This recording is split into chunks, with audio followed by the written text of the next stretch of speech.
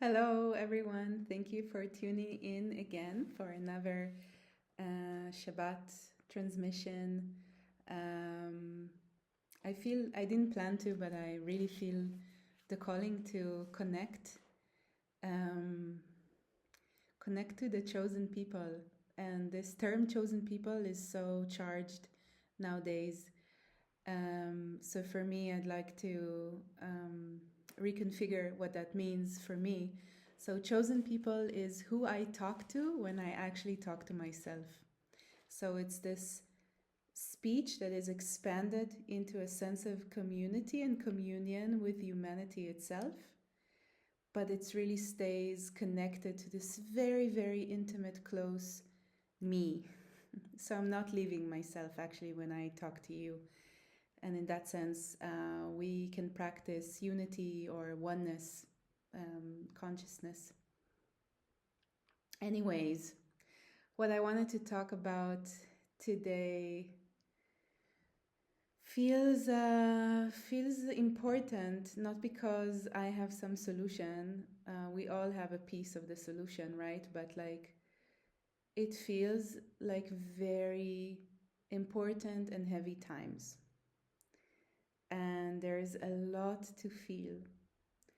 And I know that some of us feel like I've done so much already, I've done so much healing work, I've invested so much energy in different processes, I should have been further along. Why am I still feeling lost? Why am I still feeling like I don't know anything? So I'm here to say that this is meant to be like that. And it's all part of our growth and our graduation into conscious connection with the subconscious. So Jung talks about this, how today's like current and future spirituality would be more about going down and in, connecting to the subconscious and kind of excavating things from the subconscious, or more kind of like dealing with and naming and articulating the information that comes from subconscious layers. And I will talk soon what that means, subconscious, rather than have some kind of salvation come from us, from some spirit from above. So salvation in our times doesn't come in form of a God that's above us and that's going to save us, but actually it comes through us being willing to meet and integrate our shadows and our darkness and all the fertile ground of creativity that is the darkness. The darkness and the fertile ground of creativity that is the darkness, which also connects to the subconscious, is of course very much connected to the womb and to femininity. When we look at how the world looks today, we can tell that this quality of the dark unknown, the ground where something can gestate and take shape before we kind of like say what it is. So it's this chamber of mystery where all of us are arriving, through which all of us are arriving. And being an Israeli and thinking and feeling a lot into Israel and what's going on in Israel right now, there is so much despair and so much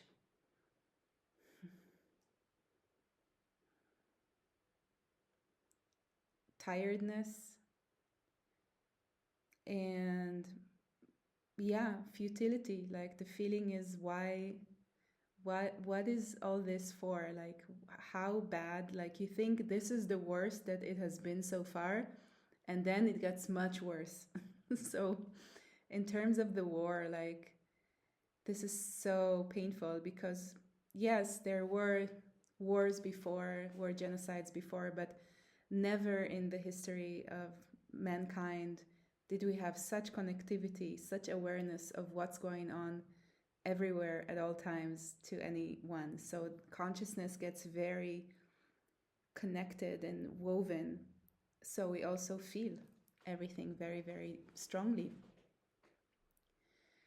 And when I share with my loved ones about what's happening in Israel and Palestine, and when people start to understand what is actually happening by the Israeli state, or what the Israeli state is doing, it's like, how can we handle knowing the torture and the crimes and the different words you can use, because it's not about words, it's about hundreds of thousands of people being killed, being injured, being treated as collateral damage. It's very, very painful to hold what's happening right now. And for me, I always have this question, like, isn't feeling so deeply, is that a problem? Like, is that in a way taking out energy that should be used for something else? And I feel that even if I could use this energy for some amazing art, or to build up my life, or to, I don't know, create a business, or whatever else that could be for me, I would be disconnected from my soul. And my soul is really aching.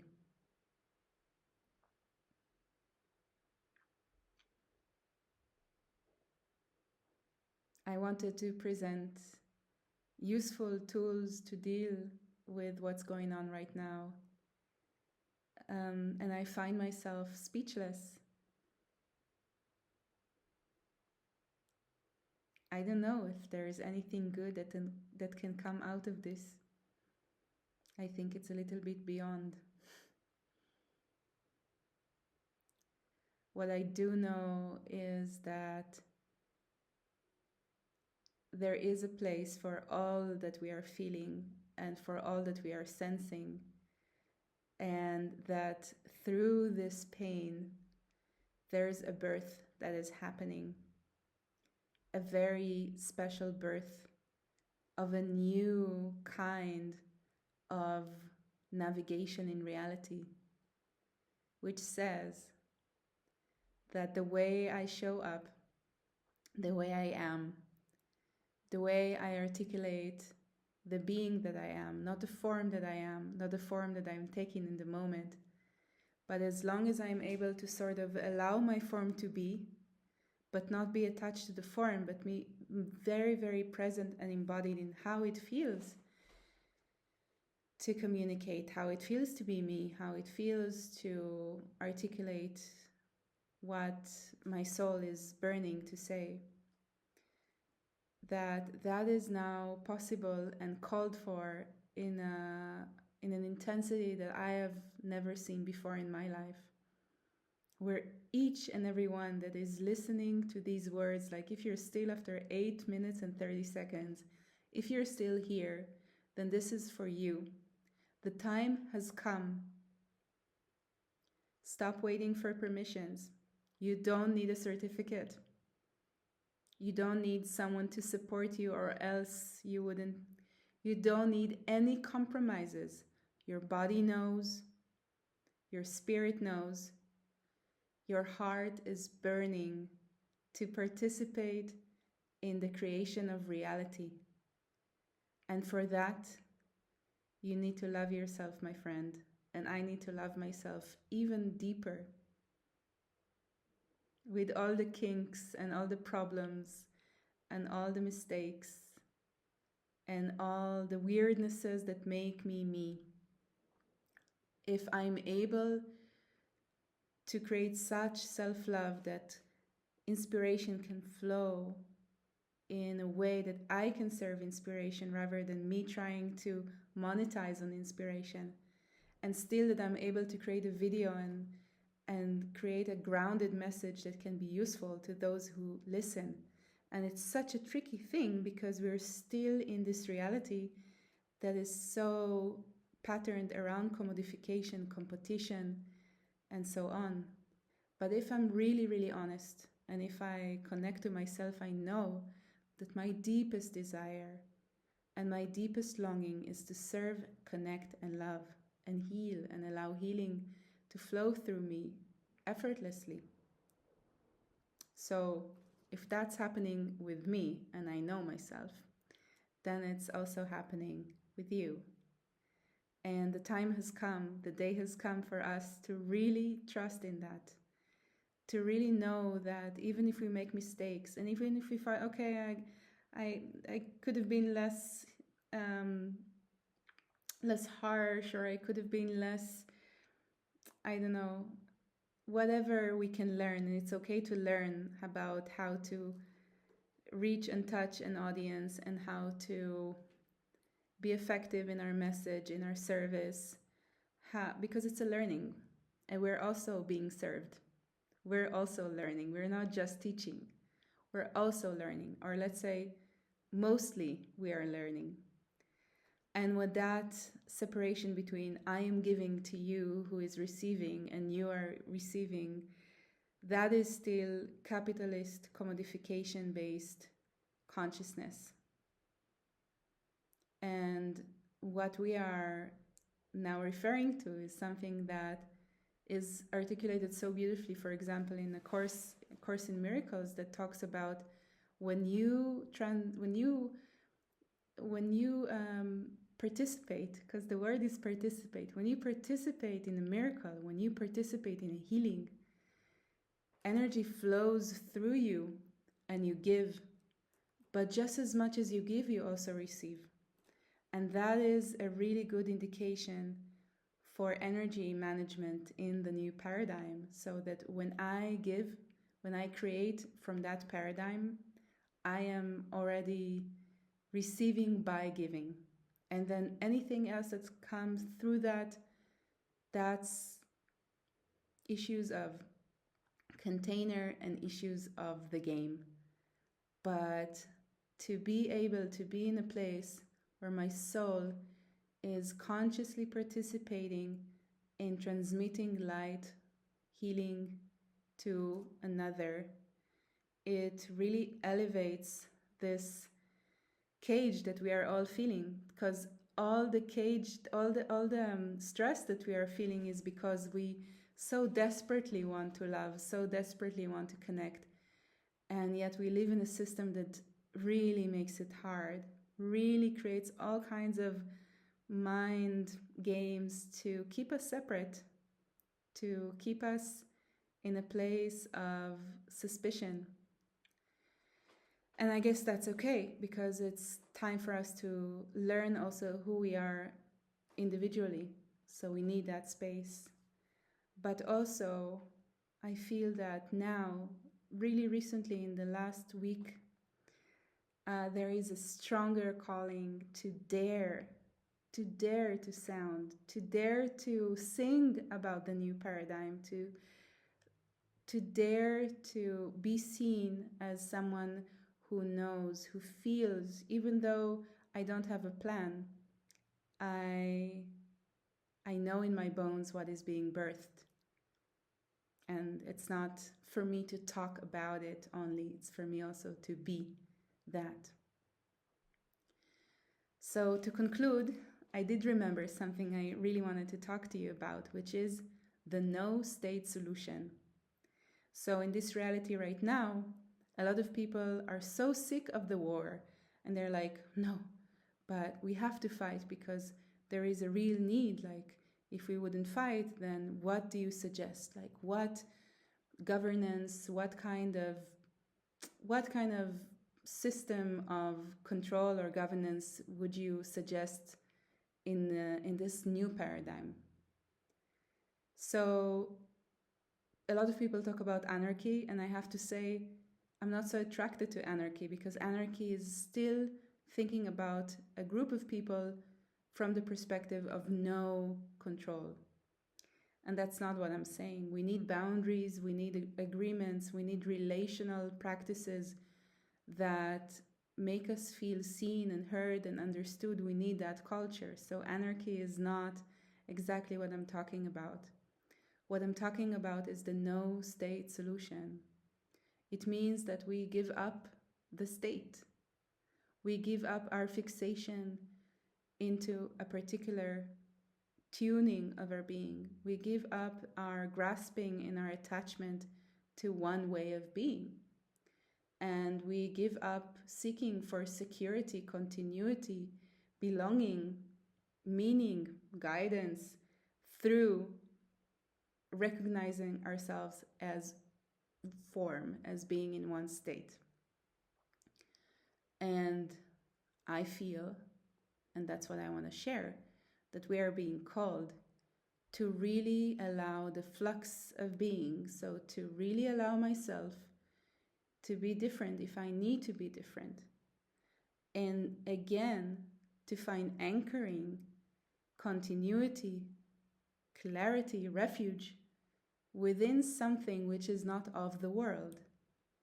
So the more solidity, the more devotion I have in me returning to myself, not to my personality, but to my heart, right? To my core self, in the sense that I can know it, because that's also a relationship of discovering that is very private and very personal in a paradoxical way, because the core self is also God, so we all share it in a way, but the access to it and the relationship to it and how it makes us, that's so individual, and that's actually the core of an artistic practice. An artistic practice, it's not just what I create in the world. Artistic practice is how I relate to my core self. That is the inhale, and then creativity in the world is the exhale. There is action and resonance. And in the resonance, I can feel how God responds to me, not an external God outside of myself, but my very core self, sun, being, the center of my galaxy. And that relationship, and now the way that I talk about it now, it's just the way that it came now, for me, in this moment. Ask me in a few days, I might talk about it differently. And that's the whole point. We are so obsessed. Our culture is so obsessed on definitions and words. We are so seeking security in external form. And I get it. I'm also one of us. But I also see that reality is saying very, very plainly, listen, friends, stop grasping. It's not going to work. We're going to mess everything up. And if you're going to seek for your security and your sense of clarity, continuity, belonging, and meaning from the outside, you will be destabilized. You will be lost. And so whenever I feel lost in these past few weeks, and believe me, I have been feeling that, I remind myself that this is time to create, this is time to articulate, this is time to write, this is time to talk about what matters to me.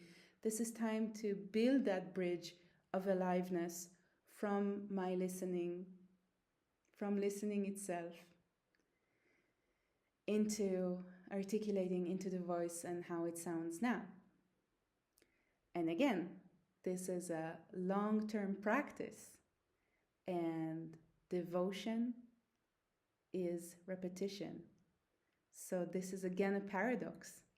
I create devotion not through a state, but through again and again, circulating, flowering around the core self, asking who am I, with thinking, with music, with art, with relational growth, and with anything else that creates joy and meaning for me. So I feel we are nearing the end for this transmission. I am wishing all of us peace,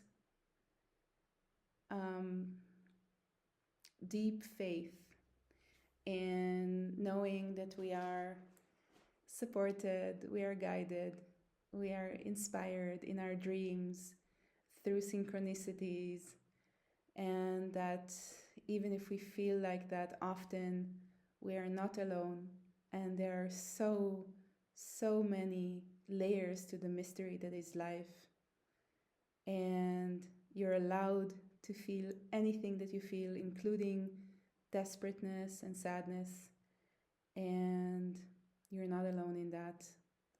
And I thank you, and I say Shabbat Shalom.